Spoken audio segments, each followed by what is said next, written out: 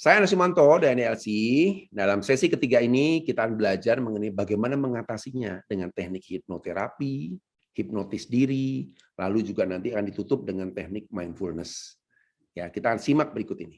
Oke, yang pertama kita akan bahas mengenai apa itu hipnosis atau hipnotis, ya sering kita dengar ya. Yaitu kondisi menyerupai tidur yang dalam secara sengaja yang dilakukan kepada seorang sehingga memberikan respon yang sangat terbuka dan responsif terhadap sugesti yang diberikan oleh seorang hipnoterapi atau hipnotis. Jadi antara tidur dan bangun itu ada yang disebut sebagai tahapan yang gelombang alfa, yang dimana kita masuk dalam sugestible, mudah dipengaruhi, mudah diarahkan, mudah dibohongi dan mudah dimanipulasi. Itulah kondisi yang paling tepat untuk menghidupi seseorang, gitu ya. Yang kedua, kondisi di mana perhatian menjadi sangat terpusat sehingga tingkat sugestibilitas meningkat sangat tinggi. Ya, jadi begitu orang dihipnotis, pusat mereka cuma satu, yaitu orang yang menghipnotis, master hipnotisnya. Lalu semua pemikiran mereka terkunci di situ sehingga mereka mudah dipengaruhi. Tapi sebenarnya hipnotis itu bukan sesuatu yang sifat klinik ya. Tapi dia merupakan seni komunikasi untuk mempengaruhi seorang sehingga mengubah tingkat kesadarannya yang dicapai dengan cara menurunkan gelombang otak. Jadi kembali ke tadi ya, bahwa hipnotis itu orang yang berada dalam gelombang alfa. Ya, gelombang paling bawah sebelum tidur ya, tapi membuat kita patuh pada apapun respon yang muncul di kepala kita. Ya. Seni eksplorasi alam bawah sadar disebutnya, atau kondisi pikiran yang dihasilkan oleh sugesti dan sesuatu yang dilakukan berulang-ulang. Yang berikutnya adalah hipnotis dalam mengelola stres. Jadi hipnotis sendiri dapat digunakan untuk manajemen stres dengan dua cara. Anda dapat menggunakan hipnotis untuk menjadi sangat rileks, melawan ketegangan, dan memicu respon relaksasi Anda. Ini akan membantu mencegah masalah kesehatan akibat stres kronis. Jadi hipnotis ini sebenarnya juga mencegah untuk mengurangi kita menghadapi stres yang kronis, bukan yang akut ya, yang kronis, yang jangka panjang. Gitu kan ya. Lalu kedua, hipnotis juga dapat membantu Anda mencapai berbagai macam perubahan gaya hidup sehat dengan mengurangi jumlah stres yang Anda temui dalam hidup Anda. Jadi diharapkan dalam hipnotis ini Anda mencoba untuk menghipnotis diri sendiri, ya, merelaksasi pikiran sendiri, ya, untuk kemudian kita mudah memasukkan diri kita dalam kondisi yang rileks, lepas dari stres, ya, sehingga masalah itu bisa sedikit diredam. Masalah tidak selesai, tetap akan ada. Ya, karena masalah sudah selesaikan. Tapi setidaknya tension, emosi, tekanan yang muncul itu lebih menurun. Nah, dalam pemikiran ada dua hal yang penting ya. Ada yang disebut pemikiran sadar dan pikiran bawah sadar. Pemikiran sadar sendiri itu terdiri dari 12%, conscious mind. Lalu yang bawah sadar ternyata lebih besar, hampir 88%. Itu hampir semuanya adalah pikiran di bawah sadar. Nah, kita lihat ya. Jadi ada satu bagian di tengah, itu disebut sebagai reticular activating system atau critical area. Itu adalah batasan antara alam sadar dengan alam bawah sadar. Dan itu adalah gerbang antara pikiran sadar dengan pikiran bawah sadar. Ya, kayak toples lah kira-kira. Nah, di sini kita lihat ya. Dalam alam sadar kita, kita punya kemampuan-kemampuan yang semuanya bisa kita kendalikan, bisa dipelajari, bisa dirasionalisasikan. Ya, ada ilmunya, ada prosesnya yang kita bisa kasat mata kita perhatikan gitu ya. Kayak misalnya memori, mengingat, mengidentifikasikan, ya kan, membandingkan gitu ya. Kalau kita ikut psikotes barangkali ada kan tes membandingkan, menganalisis, ada tahapannya dari A sampai Z. Merasionalisasikan dan memutuskan. Itu semua kemampuan-kemampuan yang ada dalam bawah sadar.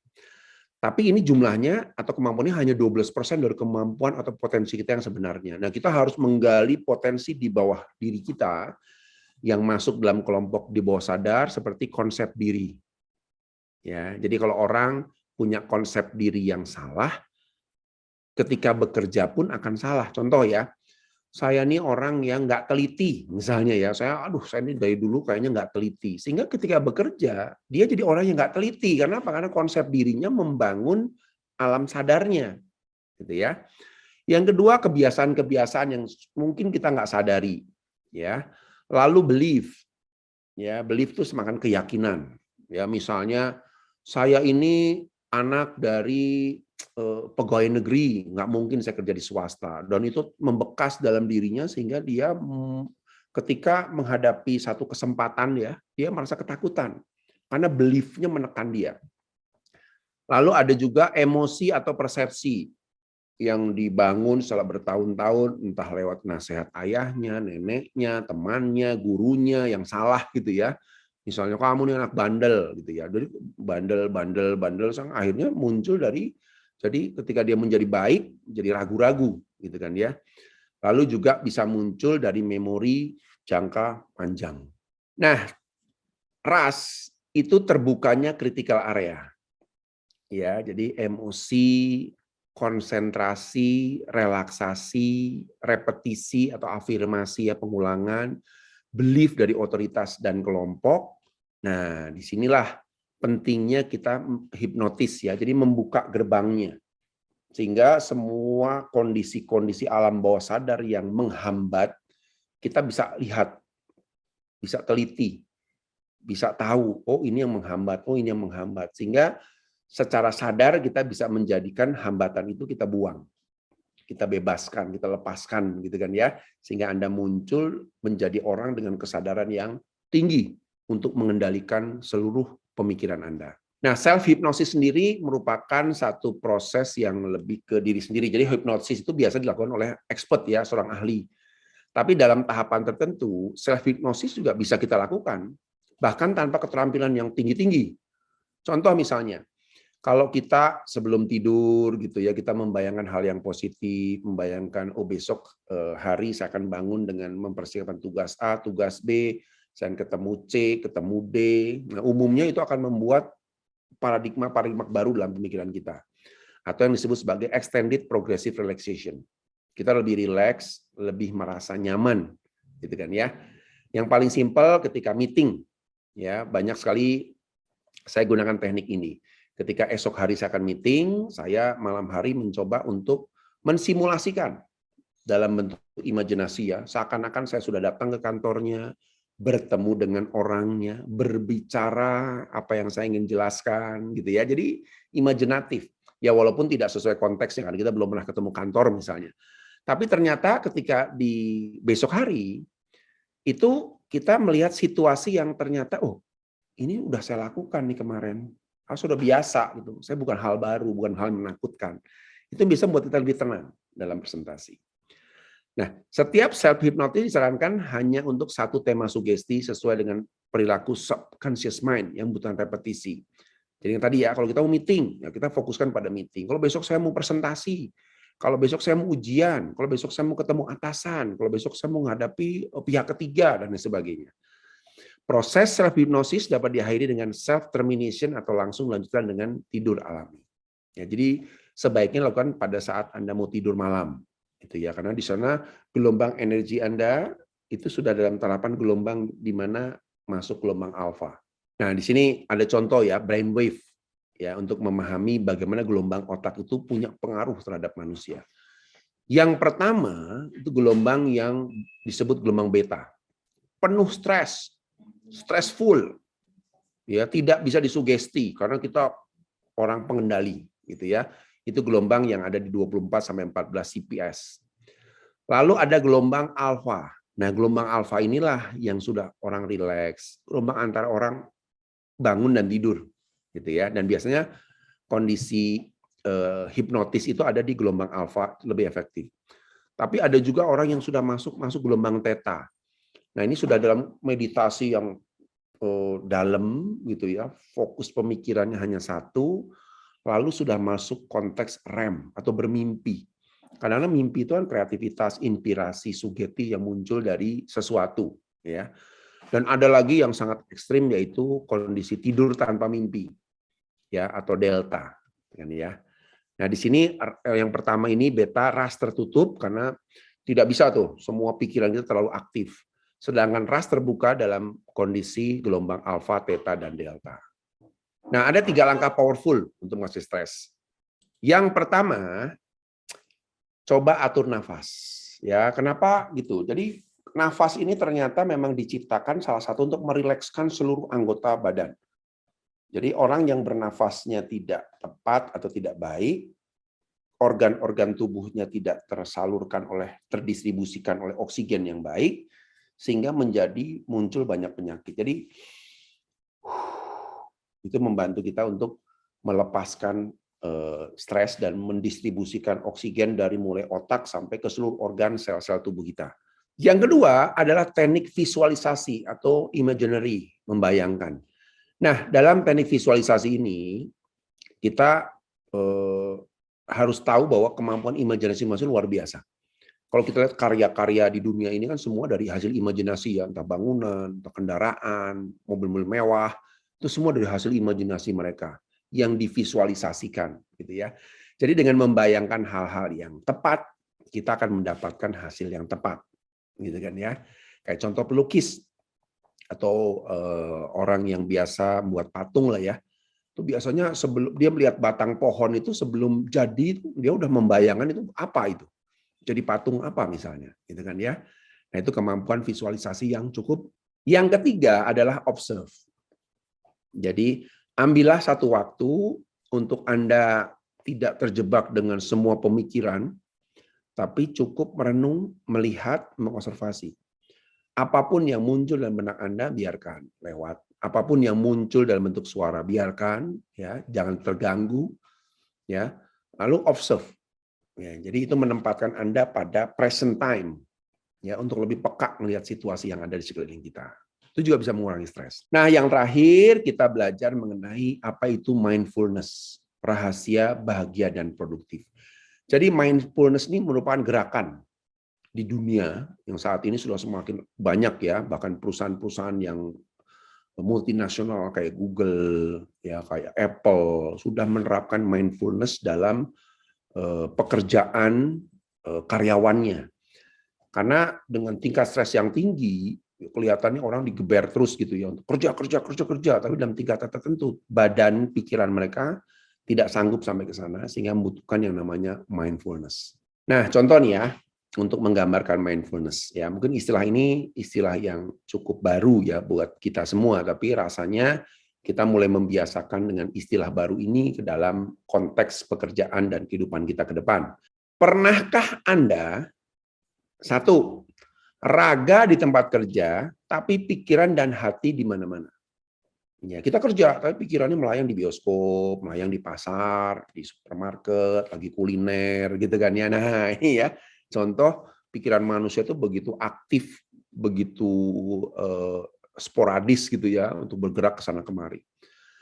Yang kedua, stres dan kehilangan fokus pada saat di tempat kerja, mungkin sering kita hadapi. Atau kehilangan energi dan tidak bahagia. Ya. Atau tidak menikmati makan malam karena urusan kerja, kurang bisa ngontrol diri, reaktif saat emosi. Nah, ini kondisi-kondisi yang sering kita hadapi. 100% manusia setiap hari mengalami salah satu dari kondisi ini. Dan ini suatu yang wajar, apalagi di era kita bekerja di area yang butuh kecepatan, gitu ya. Nah, disinilah kita membutuhkan yang namanya mindful. Nah, hati-hati ya, ada mindful atau mindful, gitu ya. Jadi ada yang mindful double L, ini artinya orang yang semua dipikirkan, mikirin belanja, mikirin pulang kerja ngapain, nanti malam apa dan lain sebagainya. Sedangkan yang satu cukup memikirkan satu hal, ya apa yang ada di depan dia perhatikan dan itu. Nah kelihatannya seperti orang malas ya, tapi kalau dari berdasarkan referensi tentang mindfulness, banyak sekali efek-efek mindfulness yang membuat kita lebih produktif. Apa itu mindfulness? Mindfulness adalah momen kesadaran saat di mana kita berlatih membawa perhatian penuh untuk apapun yang kita lakukan pada saat itu. Itu disebutkan oleh Susan Peacock, seorang psikolog ya. Jadi mindfulness itu melatih tenang, berada saat ini di sini, ya. Satu tenang, Yang kedua, present time. Jadi kalau kita contoh di depan meja kerja kita lihat semua, oh ada gelas, ada keyboard. Jadi kita sadar bahwa ternyata ada ya benda-benda ini selama ini yang saya anggap kemarin nggak kelihatan gitu ya, terlewati dan sebagainya. Ketika tubuh di sini, pikiran juga di sini. Jadi kalau badan kita di sini dan pikiran di sini, itulah yang disebut sebagai mindfulness. Ya. Apa manfaat mindfulness? Yang pertama, mindfulness akan meningkatkan produktivitas. Karena dengan kita meriset ya otak kita di saat-saat tertentu, membuat kita jauh lebih produktif. Fokus kita mulai lebih full energinya. Yang kedua, ternyata mindfulness punya manfaat juga meningkatkan kreatif.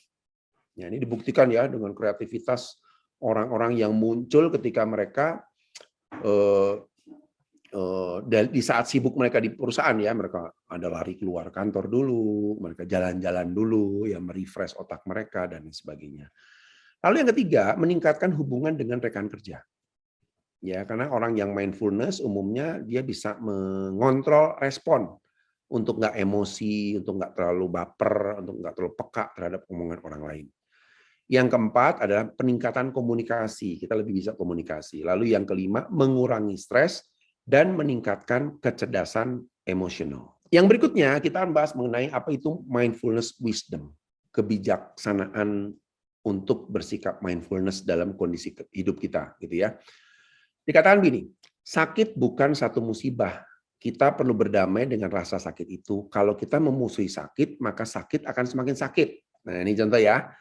Mindfulness juga bisa membuat kita kalau sedang nggak enak badan atau apa, kita berdamai dengan sakit. Kita biarkan rasa sakit itu muncul. Nggak perlu dilawan, nggak perlu dipaksa untuk hilang, tapi biarkan dia ada. Kalau kita membaur dengan rasa sakit itu, umumnya rasa sakitnya mulai mereda. Tapi kalau kita lawan, kita paksa dengan pikiran kita, kadang-kadang jadi tambah sakit. Ya, ini yang terjadi ya. Lalu mindfulness bukan berarti bisa menyembuhkan sakit, nggak bisa. Sakit tetap sakit, harus disembuhkan secara fisik melalui obat dan lain sebagainya. Tapi mindfulness membuat kita terampil menghadapi rasa sakit.